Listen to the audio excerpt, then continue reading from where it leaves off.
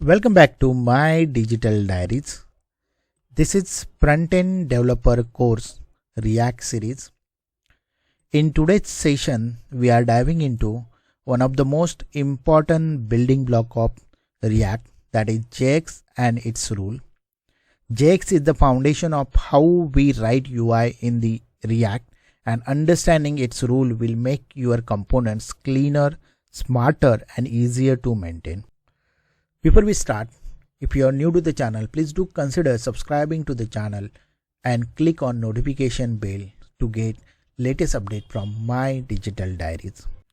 You can join our membership program to get access to exclusive videos. Watch this video till the end and do provide your comments or if you have any questions via comment. Of course, if you like this video, do share it with your friends and click on like button. So let's start today's topic, JSX and its rule.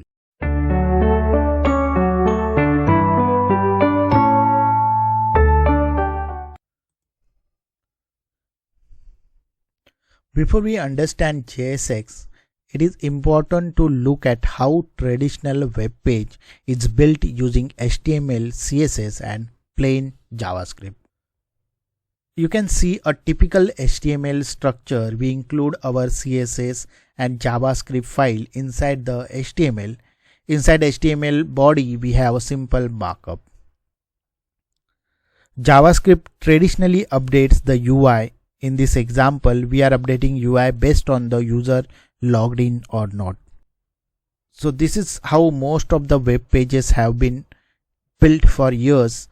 HTML is for structure, CSS for styling and JavaScript for behavior. The process works but comes with many limitations. The first problem is that UI is not component based. Each part of the UI is managed separately and this is not reusable. You have to manually write HTML in multiple places, which eventually become messy. Traditional JavaScript becomes difficult to manage in big applications. When you have dozens of screens, hundreds of UI updates, keeping up what changes were become extremely complex. Even a small change one place breaks something else. Another issue is DOM updates have to be done manually. Using JavaScript, we directly manipulate the DOM. This is time consuming and error prone. It becomes hard to handle complex UI state. As the number of features increases, you have to track more variables. Managing all with manual DOM updates quickly become chaotic. And finally, there is no reusability. This leads to repetitive code and makes maintenance harder. So these are the few issues or problems when we go with the traditional web pages. Now we are going to see how React addresses these issues with JSX. Let's now understand what JSX actually is. First, JSX stands for JavaScript XML. You can see a simple example here. It allows us to write HTML-like code directly inside JavaScript. This may look like HTML, but it's actually a JavaScript under the hood. You can see a simple example here. Inside a React component, we simply return a div with heading buttons and conditional UI, all written using JSX. This makes our UI easy to write, easy to read, and easy to manage. Now, why do we use JSX? The first benefit is it makes code more readable, much faster to build user interfaces because JSX looks almost like HTML. The beginners find it easy to learn and understand. JSX also let us combine JavaScript and UI inside the same file. That means your logic and your visible output stays together, which makes development cleaner and more organized. Another major advantage is that it helps create a component-based structure easily. Every part of your UI can be built as a small reusable component, and JSX makes writing those components simpler. JSX is also safer. It automatically escapes values and helps prevent SX attacks. It is important to note that you are not required to use JSX. You can write React without JSX also, but JSX makes the process more easier, faster, and more intuitive. Finally, JSX is a little stricter than HTML. It comes with a few extra rules which we are going to explore. Now let's look at some of the most important rules of JSX.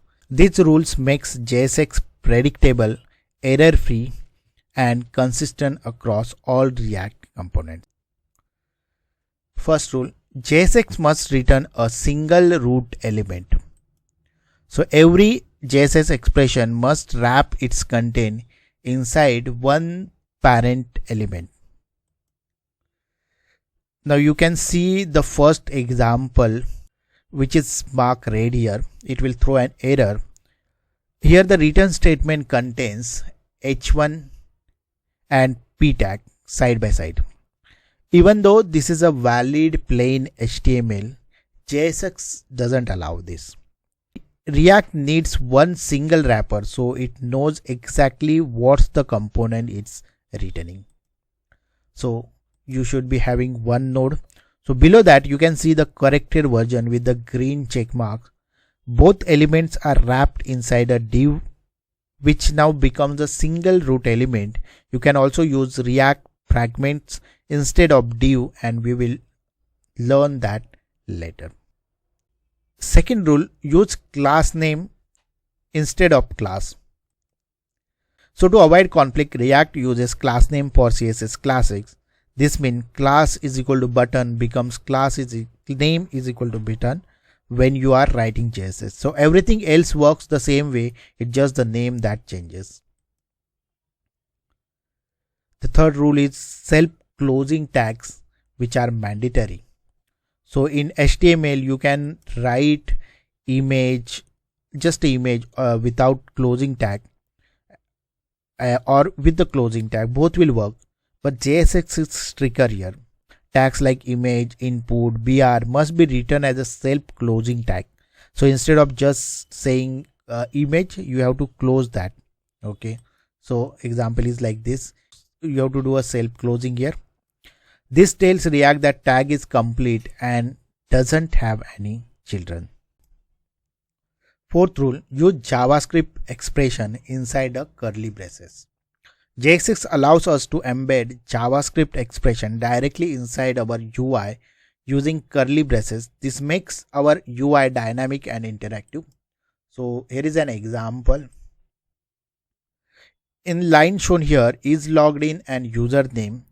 We are conditionally displaying the username only if the user is logged on. Anything that returns a value, variable, function, calls, conditions can be placed inside the bracket in JSX. Fifth rule, use camel cases for attributes. Unlike HTML, JSX follows JavaScript conventions, so all DOM attributes must be written in camel case. For example, here autofocus. Similarly, we have a like tab index or on click, which should become the camel case here. So use camel case for attributes. Sixth rule, use fragments to group elements without extra DOM. Sometimes you need multiple child elements, but you don't want to add an extra div around them. That is where fragments comes in. You can write a fragment using the short syntax like this. This is the example here. Or you can have a long syntax also where react.fragment can be used. Fragment let you group multiple elements without creating extra nodes in the actual DOM. Then conditional rendering. JSX supports JavaScript conditional logic inside a UI. You can use ternary operator or logical AND operator to show or hide elements. Like this example, React will render the dashboard component if the user is logged in, otherwise it will show the login component.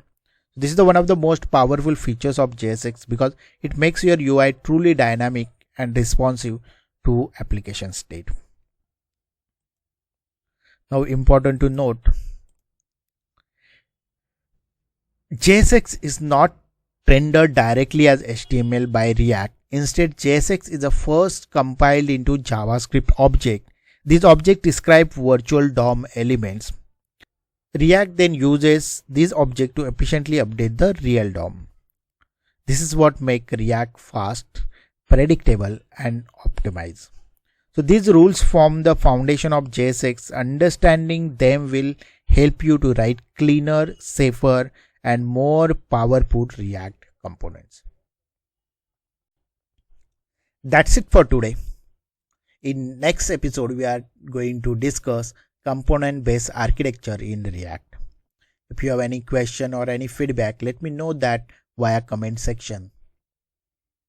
If you are new to the channel, please do consider subscribing to the channel and click on notification bell to get update from my digital diaries.